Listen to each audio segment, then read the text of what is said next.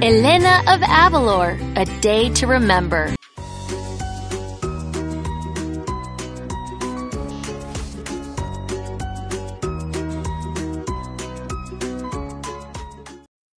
"Monster pumpkin coming through," calls Elena, carrying a giant pumpkin into the palace kitchen. Elena's grandmother is busy baking sweet treats for today's Dia de los Muertos celebration. Dia de los Muertos is one of Elena's favorite holidays. "Today we get to celebrate the family members who aren't with us anymore," she says. "It's like we're throwing a party and everyone we love is invited." On Dia de los Muertos in Avalor, everyone dresses up in costumes and goes to the graveyard to build altars to their ancestors. It's a happy festival for the whole family, those who are gone and those who are still around to remember them. This year, Elena and her family are setting up an altar to welcome the spirits of her mother and father. They will decorate it with flowers, pictures, and her parents' favorite foods. The family is ready to leave for the graveyard, but Isabel still isn't dressed. I ripped my costume," Isabel tells her sister. Elena offers to help her fix it, but Isabel tells Elena she will do it herself and then meet the family at the graveyard later. In the graveyard, Elena sets up the altar with special treats. "But where is the pan dulce?" she asks. "That was for the altar? I thought it was a snack for me," her grandfather says with a shrug. Elena just laughs as she heads back to get more pan dulce. As Elena walks through the graveyard, she begins to see the spirits of the ancestors. Confused, she calls for Zuzo, her spirit fox friend. "I can see ghosts," she tells him. Zuzo reminds Elena that there's magic within her, which allows her to see spirits on this one special day of the year. As soon as Zuzo leaves her, another spirit appears to Elena asking for help. Her name is Doña Angelica. Her grandchildren are arguing, and she's worried that the family will break apart. Elena's not sure how she can help, but on this special day, she has to try. Elena goes to visit Doña Angelica's grandchildren, Julio and Carmen, who have been fighting over the family restaurant. The restaurant was Doña Angelica's pride and joy, but now the place is always empty. Julio wants to sell it, but Carmen believes her creative cooking can save it.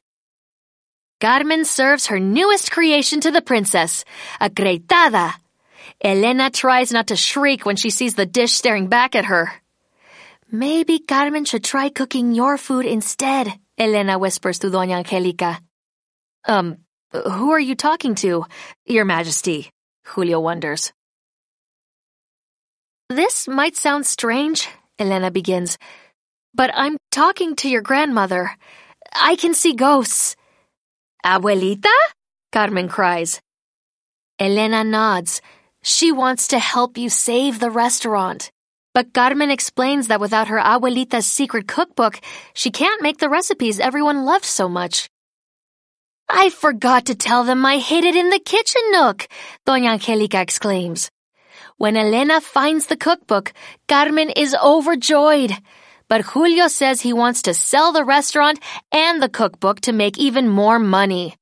Julio and Carmen get into a tug of war over the book, sending it flying into the oven, where it bursts into flames. Now Julio and Carmen are so furious with each other, they never want to speak again. "I wanted to save my restaurant," Doña Angelica says, "but I lost my family instead." Sadly, she begins to drift away. "Wait, Doña Angelica!" Elena cries. "I think I know how to fix things. You and Carmen are going to cook together." Thankfully, Doña Angelica knows all her recipes by heart, so she recites each step to Elena, who passes her words along to Carmen. "It's like my abuelita is actually here with me," Carmen says, feeling hopeful. "She is," Elena says with a smile. And with the help of her grandmother, Carmen creates a delicious paella. Carmen makes Julio try her creation. "It's abuelita's recipe. She told us how to make it," Carmen explains. "And now I have all her recipes." At last, Julio believes in the restaurant again. "We don't have to sell," he declares. Doña Angelica is happy to hear this news, but she's overjoyed to see her family getting along again. Now that Elena's job is done here, it's time for her to get back to her own family. Before she goes, Carmen gives Elena some pan dulce to place on her parents' altar. "Don't worry, it's my abuelita's recipe," she says with a smile. Elena thanks her and then heads to the palace to get Isabel. When Elena finds Isabel in her room, she can tell something's wrong. "You're missing the celebration," she says, handing Isabel a piece of pan dulce. "It's almost as good as Mommy's," Isabel says, taking a bite. Then her face falls. "I miss Mommy and Papi." "I do too," says Elena. "That's why we celebrate every year. If we keep the memories alive, it's like they're always with us." Isabel brightens. "I never thought of it like that." Elena reminds Isabel how their mother used to read them bedtime stories while their father acted them out. He'd jump on the bed so the mattress shook like a ship in a stormy sea. "Girl overboard," Isabel giggles. When the giggles stop, Isabel shows Elena a drawing she made of their parents. "They would have loved it," Elena says kindly. "We should place it on the altar." Isabel picks up her costume. "I hope we can still make it in time." At the graveyard, Isabel carefully places the drawing of her parents in a place of honor on the family altar, next to the pan dulce and other sweets.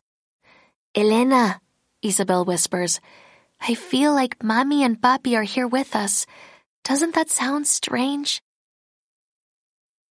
"No, not at all," Elena says softly. "I know they are."